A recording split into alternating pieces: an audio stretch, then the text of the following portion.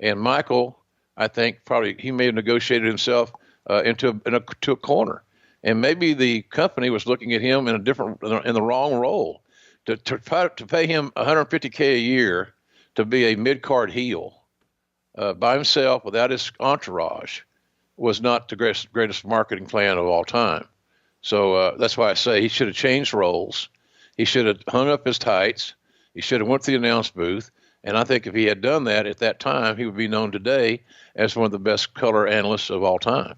Well, one thing's for sure, nobody was losing sleep for Ricky and Robert. Those guys are still making a living out on the circuit today. And let's get back to Dave Meltzer report. He says the biggest story is that Ted Turner is now in bed with these guys and trying to get them back on the pay-per-view track. As we've mentioned before, JCP announced 4 pay-per-view events originally for this year: Bunkhouse Stampede, the Crockett Cup, Great American Bash, and Starrcade. McMahon, now the undisputed king of wrestling and especially wrestling on pay-per-view, then countered his announcing his own show for Thanksgiving, plus a summer show and WrestleMania 4 on pay-per-view, with a 60 before and a 21 day after exclusivity clause, which basically cancels out any hope JCP had of getting on with the majority of systems in order to make the potential big pay-per-view bucks. So to explain that, Vince is saying, hey, if you want my business, you can't run any wrestling pay-per-views 60 days before me or 21 days after me, because he wants the repeat orders or the replay orders rather. So he's blocking anyone from running within 81 days of his show, and he's running 4 shows. So you can do the math and realize there's not a lot of opportunity here if these companies go for it. And Meltzer would say, as we've noted, the future of this business on a major league level is definitely not in house shows, but in pay-per-view and outside merchandising. And with McMahon blowing Crockett from pay-per-view, there, no matter who else or what else may happen and how much Crockett can turn things around, he'll never be able to compete on a major league basis. Turner is trying to put his muscle in and help Crockett get an early July bash on pay-per-view. Although at this point, plans for the Crockett Cup and Starrcade on pay-per-view have already been canned. After the bash, they don't plan for another pay-per-view until January of '89 with the Bunkhouse again. So talk to me a little bit about how things are in a state of flux where you realize there's big money in pay-per-view, but you're having trouble getting there.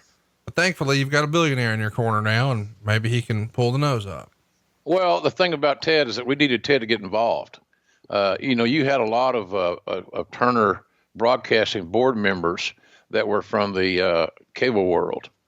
So Ted had business partners that had skin in the TVS game that could play a role in this thing. Here's what my contention is.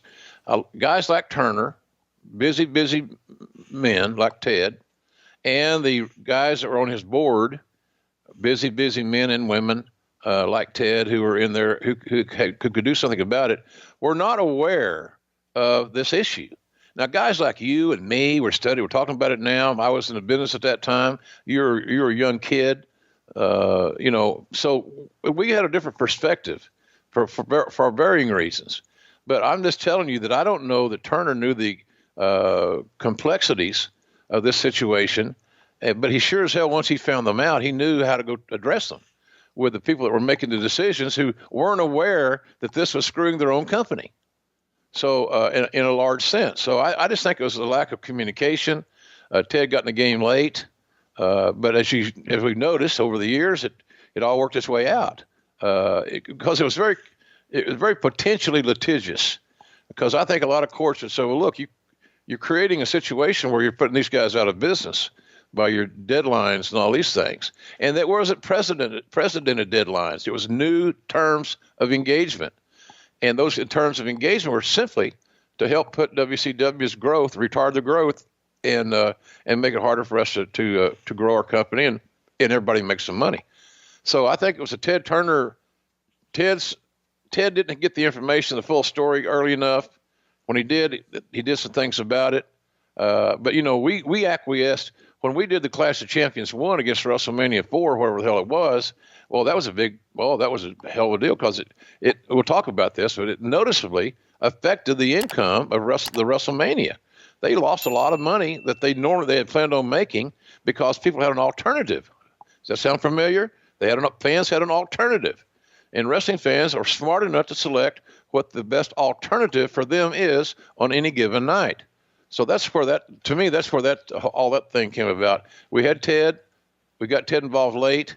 He got the terms of engagement. He understood the rules of the game. And once he did, he was able to reach the right people to do something about it.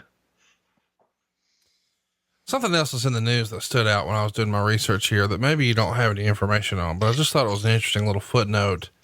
Lyle Alzado was doing a sitcom called Learning the Ropes, where Lyle is playing a single parent who's going to supplement his job in a school as a school teacher by being a masked wrestler called the Maniac. And apparently early on, Dr. Death, Steve Williams, your pal, was the double for Alzado in the early pilots. I didn't know that. Mm-hmm. Didn't last long, but he was first choice. I think, they even tapped Arn Anderson to double a little bit. It's pretty remarkable that. Well, Doc got hurt. Yeah. Poor bastard got hurt, doing this gig, and he was so tough.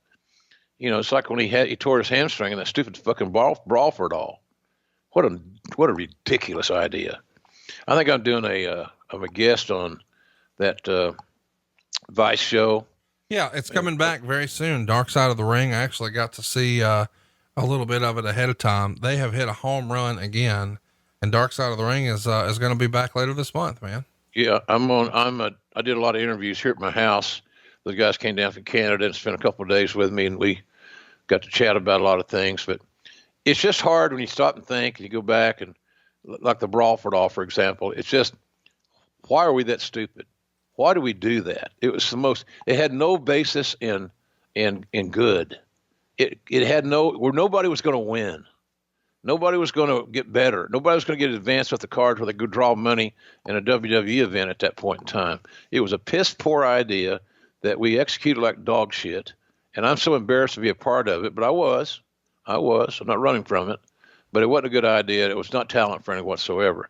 But, when Doc got hurt in that, he continued to fight. And, that's just him. So he got hurt in this damn filming this, Learning the Ropes thing, and he kept on going, and he got more injured. So, it was just a lot of guys got hurt in that damn thing, but it was an interesting little sitcom. Had a cup of coffee or two. It did okay. But it was an opportunity for our guys to make the guys in wrestling to make an extra payday, which you're always looking for, and you hope that you can facilitate.